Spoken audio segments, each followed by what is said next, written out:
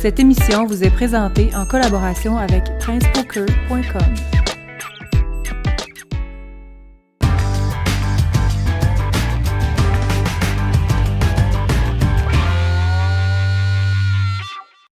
On est en onde avec Philippe Jeté de princepoker.com. Salut Philippe.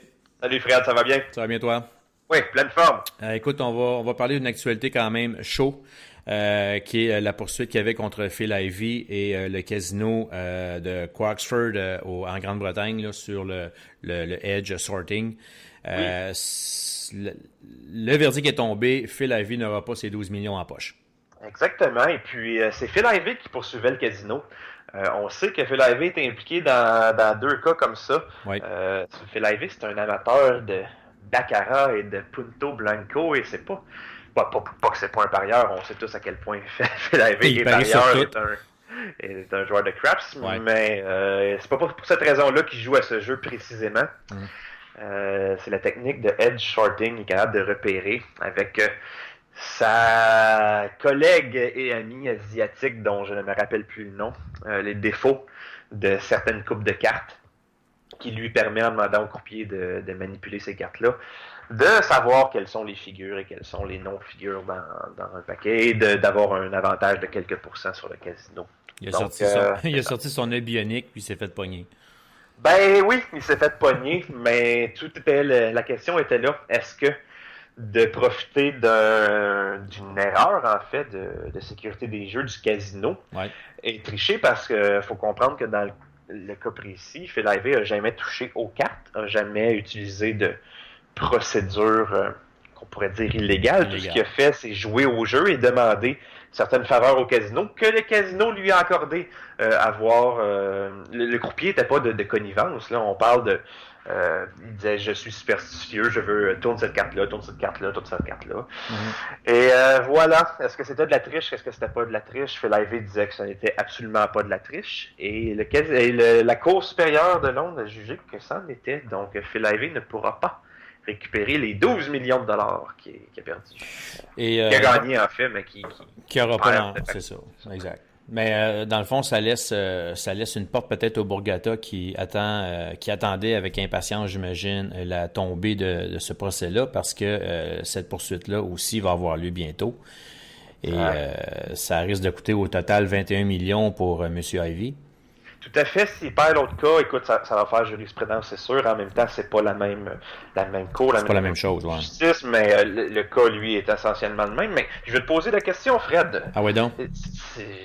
Tu n'es ni juge ni jury, j'en conviens, mais si c'était à toi à prendre la décision, est-ce que tu juges que cette technique-là est de la triche de la part de Phil Ivey?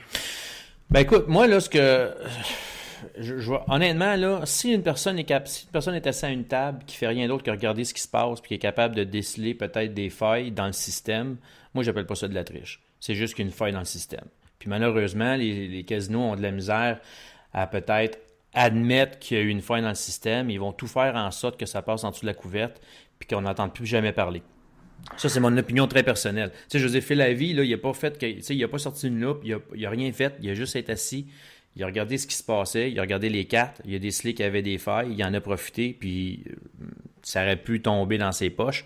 Malheureusement, non, parce que là, le système juridique, on le connaît. Puis on connaît aussi que quand tu t'en prends une grosse boîte, c'est difficile de sortir un peu de profit de là. Mais ceci étant dit, je pense que Phil Ivey aurait mérité son 12 millions. Ça, c'est très personnel. Ben sais-tu, je pense comme toi, parce que, honnêtement, on va se le dire, là, l'industrie des casinos, l'industrie des jeux, c'est l'art de profiter d'un avantage statistique contre les joueurs, et on n'appelle pas ça de la triche ou de la fraude, à ce que je sache. Et là, Phil Ivey, ce qu'il a réussi à faire, c'est dans un jeu offert par le casino, sans le manipuler par lui-même, de disposer d'un avantage statistique sur le casino. Donc, je trouve ça extrêmement hypocrite de dire que c'est illégal. Tant qu'à moi, ça veut dire que les activités même d'un casino peuvent être jugées extrêmement... sans parler de triche, écoute, je vois pas la distinction, et puis on va se le dire, hein, si Phil Ivey avait essayé de mettre sa technique, il y avait un avantage, disons, de 6% sur le casino. ça assure pas des gains, ça, un avantage de 6% sur une session de jeu. Ben non. S'il avait perdu, il n'y en aurait pas eu de procès, le casino aurait ramassé l'argent, il n'y en aurait pas eu d'histoire. Donc, Puis, je trouve que c'était une situation gagnante-gagnante pour le casino dans une situation comme ça. Puis tu sais, Philippe, il y a d'autres situations dont des joueurs, pas nécessairement des joueurs de poker, là, ok, je vais prendre d'autres joueurs, là, des joueurs de casino, des professionnels du casino, qui ont utilisé les failles dans le système, ils ont quand même eu leur gain, ils ont juste été bannis du casino, mais ils ont quand même fait leur gain. Je vais te donner un exemple, le nom m'échappe, mais j'avais vu dans un documentaire un gars qui jouait au crap, justement, puis il réussi à déterminer que si tu plaçais tes dés de telle façon entre tes deux doigts, que tu lançais tes dés de tel angle, à telle distance, tu avais des chances de gagner, mettons un chiffre là, quand même assez important, de gagner des gains très importants. Le gars, il a essayé la technique dans les casinos, il a fait au-dessus de 10 millions en gains. Puis c'est là que les casinos ont décidé d'établir certaines règles. Exemple, sur le tapis, ils ont décidé de mettre une petite bosse pour forcer les dés à flipper encore, pour maximiser les chances, les odds, dans le fond, de pogner les combinaisons. C'est ça, aléatoire. C'est eux qu'après ça, ils ont mis les petits diamants, les pointes en diamant sur le côté des tables pour justement, quand les dés percutent le rebord de la table, qu'il y a encore là une façon de déjouer encore ces probabilités-là. Fait que tu sais, je veux dire, les casinos se sont ajustés, mais ils ont quand même gagné, ils ont quand même payé à ces gens-là le montant. Alors, je comprends pas pourquoi que Phil Ivey aurait pas eu le droit à ces montants-là. Au pire, allez, tu vas plus jouer au casino, à ce casino-là, mais crime, t'as gagné, honnêtement, t'as utilisé une faille. Ben moi, je suis tout à fait d'accord avec toi. C'est la responsabilité exclusive du casino d'offrir des jeux absolument intègres. Et si eux, par leur décision,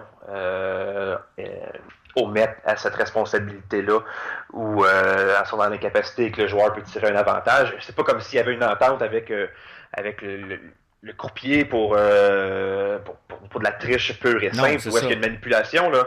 Il a tiré avantage des faiblesses du casino, et puis tant qu'à moi, je suis pas d'accord avec le juge en question, mais je pourrais pas y faire grand-chose. Dans mon cœur à moi, Ivey, c'est un winner.